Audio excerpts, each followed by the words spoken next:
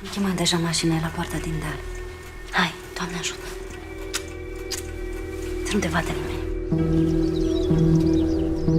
Hai în dreapta lângă mine. Și cum vă trimit așa copiii la mănăstire? Bună dimineața, domnișoară.